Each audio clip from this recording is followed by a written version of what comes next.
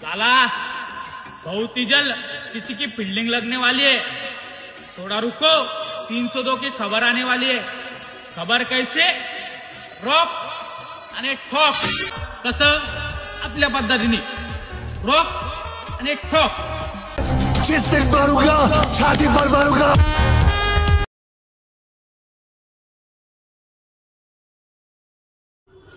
पाचोरा येथील 26 वर्षीय तरुण आकाश मोरे व्यवसायानं वाळू व्यावसायिक, मात्र रील्स, इंस्टाग्राम आणि शॉर्ट्स बनवणे हा त्याचा छंद। मगाशी आपण बघितलेल्या रील्स हे त्याच्या शेवटच्या रील असाव्यात किंवा कदाचित याच रील्स हे शॉर्ट्स त्याच्या मरणासाठी कारणीभूत ठरले असल्याचा अंदाज अनेकांनी व्यक्त केला आहे। पाचोरा येथील हा तरुण वाळू व्यवसाय करायचा। दिनांक 4 जुलै रोजी सायंकाळी अंदाजे 6 वाजता या तरुणावर त्याच्याच ओळखीचे आरोपी निलेश सोनवणे आणि एक अल्पवयीन यांनी पाचोरा बस स्टँडवर दिवसाढळा याच्यावर गोळीबार केला आणि त्याच्यात या तरुणाची हत्या झाली। सोशल मीडियाची क्रेज असलेल्या आकाश मोरे यानं आपलं स्टेटस आणि इंस्टाग्रामवर रील निर्माण केलं होतं। शेट, तुम्ही हवेत गोळ्या मारता, आम्ही डायरेक्ट छातीवर मारतो, रोख आणि ठोक अशा पद्धतीनं स्टेटससुद्धा ठेवले होते। मात्र त्यालासुद्धा माहीत नव्हते की कदाचित हेच स्टेटस त्याच्यासाठी आत्मघातकी ठरणार आहेत।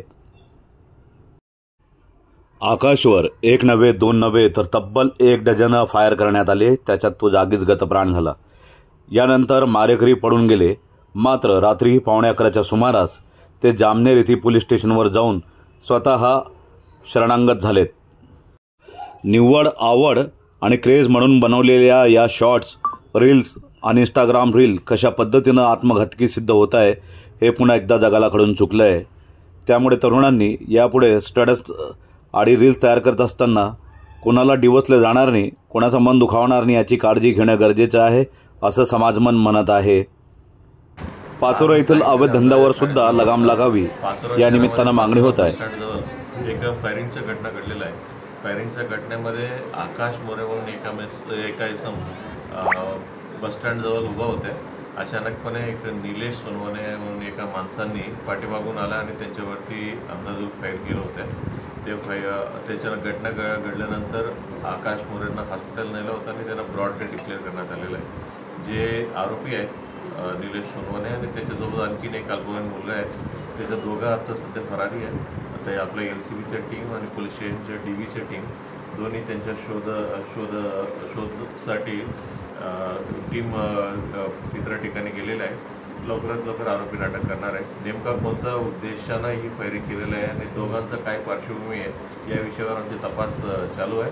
एकदा सविस्तर माहिती इन्व्हेस्टिगेशन माहिती पडल्यावर आपल्याला कल्पना देऊ। तपास कोणाकडे दिले सर? सध्या तपास कोणाकडे दिला? सध्या तपास API निकुंभ म्हणून आहेत, त्यांच्याकडनं तपास देण्यात आलेला आहे। साहेब, पाचोरा बस स्थानकावर पोलीस चौकी आहे आणि पोलीस चौकीपासून मोजून 100 फुटावरती हा गोळीबार झालेला आहे। तर ऑन ड्युटी तुमचे एकही पोलीस त्या ठिकाणी हजर नव्हतं अशी माहिती प्राप्त आहे सर। यावर त्याच्यावर माहिती घेऊ।